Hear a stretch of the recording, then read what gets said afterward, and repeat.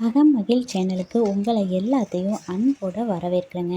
இன்றைக்கி நாம் பார்க்க போகிறது மாங்காய் தொக்கு.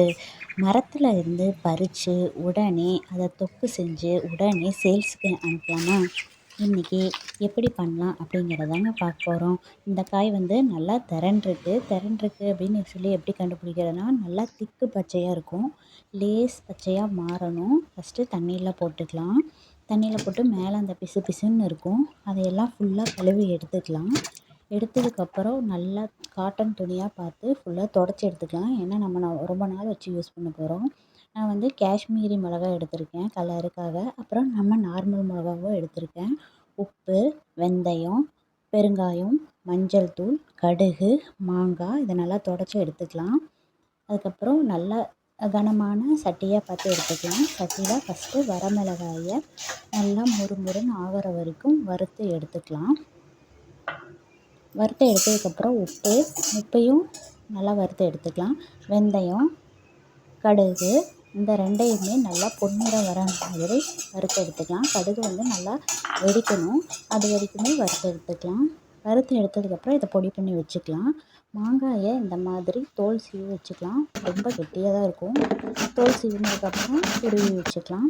துருவி வச்சதுக்கப்புறம் அதே கடாயில் எண்ணெய் ஊற்றி கடுகு போட்டு கருவேப்பந்தழை, அப்புறம் நமக்கு வேணும்னா வரமிளகா ஒரு 2-3 அந்த மாதிரி சேர்த்துக்கலாம். கடுகு நல்லா பொரியணும். பொரிஞ்சதுக்கப்புறம் வரமிளகாயும் கருவேப்பந்தலையும் சேர்த்துக்கலாம். அதுக்கப்புறம் நம்ம துருவி வச்சுருக்கோம்ல அந்த மாங்காய் அதை சேர்த்துக்கலாம். கொஞ்சம் தள்ளி நில்லுங்க, ஏன்னா எண்ணெய் தெரிக்கும்.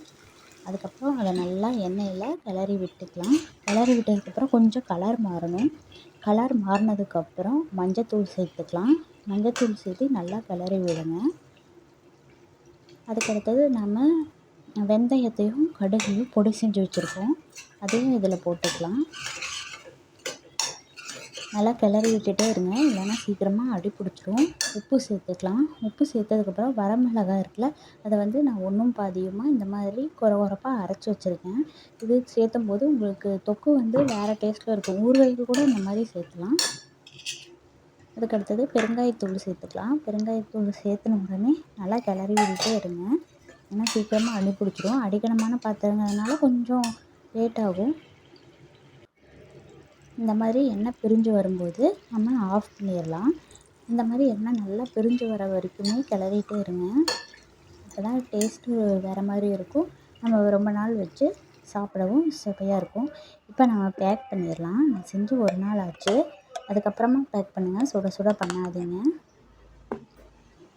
இந்த மாதிரி பாட்டிலில் போட்டு நல்லா குத்தி விடுங்க. அதுக்கப்புறம் மேலே எண்ணெய் இருக்கிற மாதிரி பார்த்து சீல் பண்ணி இப்போ நம்ம சேல்ஸுக்கு தயாராகிட்டோம். நீங்கள் அவினாசியில் இருக்கீங்கன்னா டைரெக்டாகவே வந்து வாங்கிக்கலாங்க, இல்லைன்னா வாட்ஸ்அப்பில் ஆர்டர் பண்ணலாம்.